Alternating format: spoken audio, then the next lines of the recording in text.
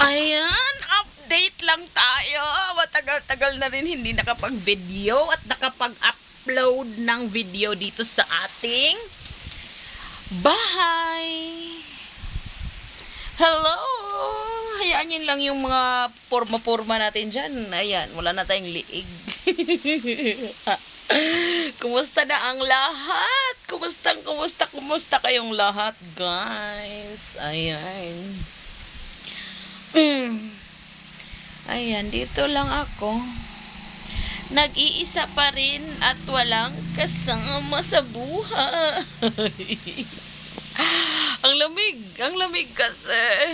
Ayan. Wala akong maisip na magawa. Ayan oh, ang lakas ng hangin. Tapos katatapos ko lang kasi mananghalian. Ayan. Ayan po. Ayan. Pasensya na kayo sa damit ko. Ganito talaga pag nasa bukid. Lakas ng hangin, oh. Against the light. Ayan. Lamig. Malamig. Tapos ganyan yung makikita mo pag nakaupo ka dito. Ganyan yung view ko. Nasa terrace kasi ako. Ayan. Diyan yung garden ko. Na wala pang masyadong tanim na gulay kasi nagpapatubo pa ako ng gulay. So ngayon dito sa amin is mainit na. Pangalawang araw na to na mainit na siya. Halos isang buwan na rin kasi na palaging umuulan. Hindi nagpapakita si haring araw. So, pangalawang araw na to, simula kahapon, hindi na siya umulan. Nagdadasal na rin ako na sana umulan na ulit kasi gusto ko magtanim ng mais. Pagitnaan ko yung yung tanim ko na saging. Gusto ko lagyan ng mais. At saka, para naman din makapagtanim na din ako ng gulay kasi nagpapatubo na ako. So, ilang days na lang, tutubo na yon. Actually, tumubo na siya kaso lang maliliit pa.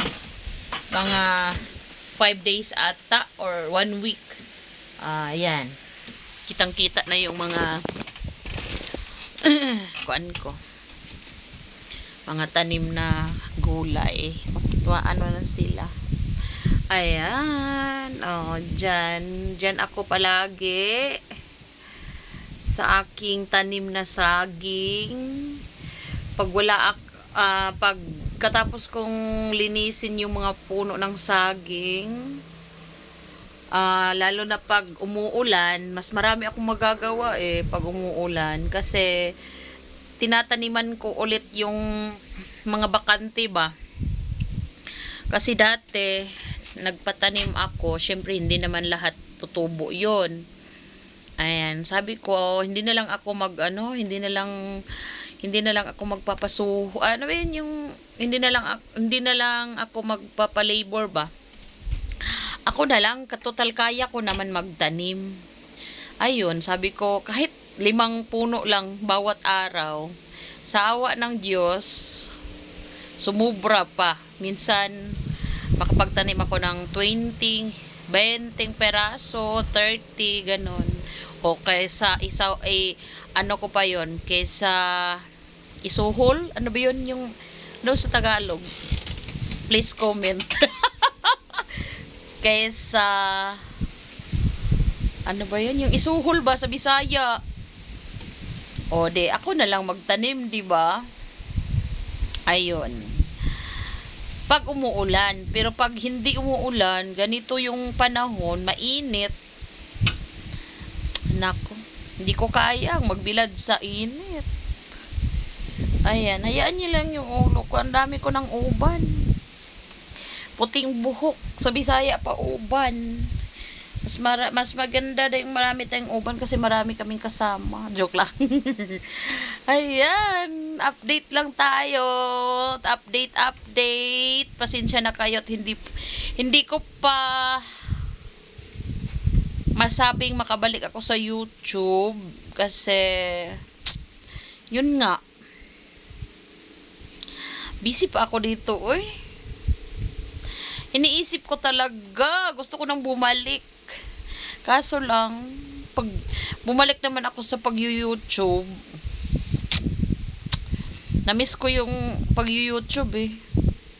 Kaso lang, pag bumalik ako, mapapabayaan ko na naman yung ano ko. Ay, nako. Kung pwede lang hatiin yung katawan. Pero hindi eh. Ayan. Pero, ayan lang. Sisikapin ko makapag-upload ako ng video. Gusto ko sana mag-upload araw-araw eh. Hindi ko pa alam. Update lang muna tayo, no? Update. Ayan. Dito ako sa terrace. Dito yung kwarto ko. Maliit lang to eh. Pero kasya ang 4 na tao dito sa loob. Dito ako sa terrace. Ganyan yung yung tanawin ko. Diyan yung kalsada. Nakikita ko kung sino yung dumadaan. Yan lang. Ayan. May bahay dyan. Kaso walang nakatira. Kasi parang lang ba? Parang pahingahan lang ng may-ari. Kasi dyan yung lupa niya. Tapos ayan. Soon. Siguro next year. Marami na akong kapitbahay dito. Kasi yung lupa na yan, 2 hectares na natira sa kanila. Kasi last 2 weeks ata, nitong July lang, nagpa-relocate. Nalaman na nila kung ilan yung lupa, yung hektarya. Tapos, kaso, ang problema is, konti na lang yung natira sa kanilang lupa kasi nabinta na nila. Tapos, ang natira na lang sa kanila is 4.5. And then, yung 2 hektarya, yun yung hindi nila ibibinta. Tapos, yung 2.5, ibibinta nila. Bawat hektarya, nag-range ng 1.5 million. Ganun. Pero, yung lupa na yan is wala pang titulo. 1.5 lang muna kasi ayun, ipaprocess pa nilang yung title nila. Ayan, dito naman sa amin is sa awa ng Diyos, meron na kami. Ang mahal ng lupa dito. Mahal ang lupa dito sa amin. Lalo na dito sa akin, may pumunta dito, gusto nilang bilhin yung lupa. 3M. Sabi ko, pag ibibinta ko itong lupa na ito, 3M per hectare. Sabi ko, ayokong magbinta. Kasi, nasasayangan talaga ako. Sabi ko, yung Panginoon nga, hindi na gumagawa ng lupa. Tapos tayong mga tao, ibibinta lang natin, no?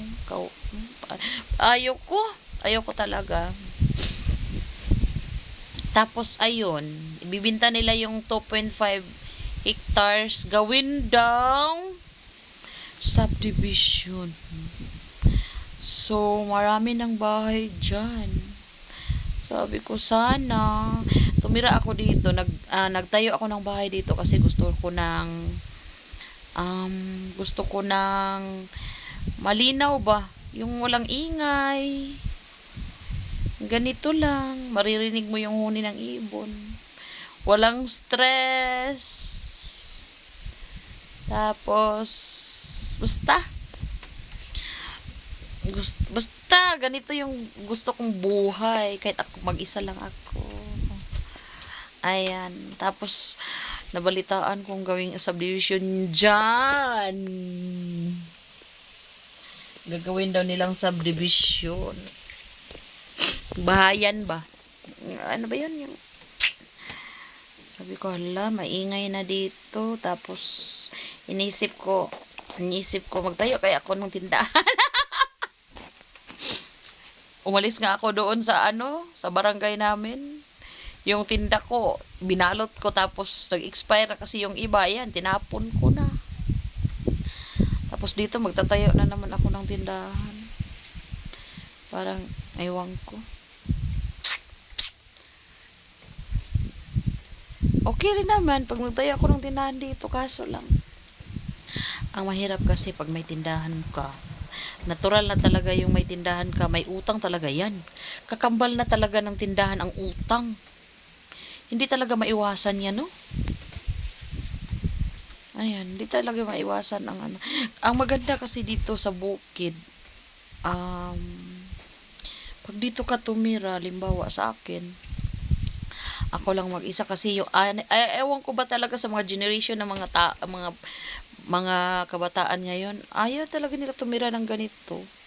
Gusto ko talaga ng ganito, malinaw. Um, kasi doon mainit eh. Nainitan talaga ako doon sa amin. Tapos ang gusto ko dito sa bukid tumira is ano, kuan ba? Wala kang problemahin sa ulam. Importante meron kang bigas. Lalo na pag may tanim kang mais. Ay nako, wala ka na talagang bibilhin. Pag naka-harvest ka, ipapagiling mo yung bigas, yung mais, gawin mong bigas. Excuse me. Tapos ganyan lang, tanim-tanim lang ng mga gulay diyan sa harap at sa likod. Magtanim ka lang ng isang puno ng malunggay. Ayan, tulad diyan. May isang puno ako diyan na malunggay. Kaso lang ano na, wala nang dahon. Tapos di ko naman kayang putulin kasi ang haba na. Natatakot na ako. Meron akong tanim doon sa likod. Tinaniman ko doon sa likod. Maraming puno doon. Tapos pinutol ko para ano siya ba, magsulbong yung ano niya, dahon. Marami ang tutubo na dahon. Ayun, doon sa likod.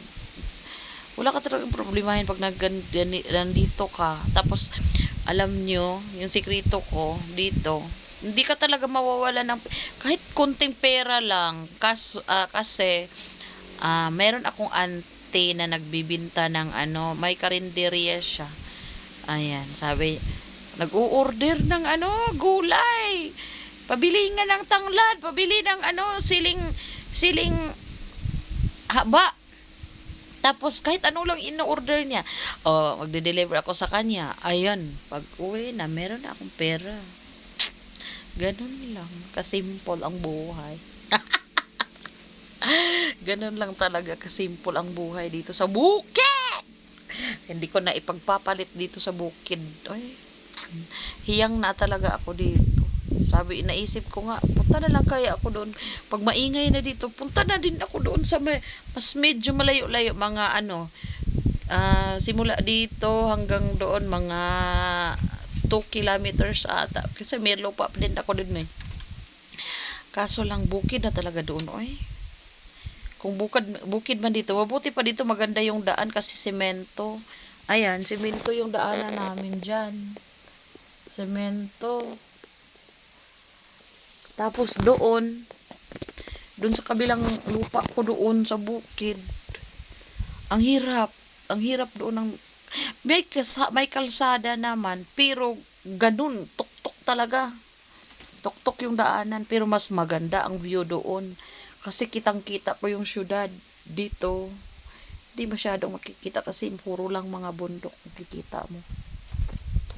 Doon talaga. Naisip ko nga magtayo din ako ng bahay doon, pero maliit lang yung itatayo ko doon. Payag. Basta. Ayoko na maingay. Gusto ko dito lang ako. Yun lang. Update lang ba? No? Update lang tayo dito guys. Kay Lolo. Namiss ko na rin si Lolo eh. Gusto na kaya si Lolo ko. Baka ayaw na niya tanggapin itong video ko. Namiss din kaya ako ni Lolo. No? Anong oras na ba? Ayan. ano lang kasi dito eh, simple living. No? Meron din akong ano, tubig kahit mahina yung kuan. At least meron. Ay, ako. Mainit, mainit. Okay. Bye-bye. See you next video, guys. Thank you.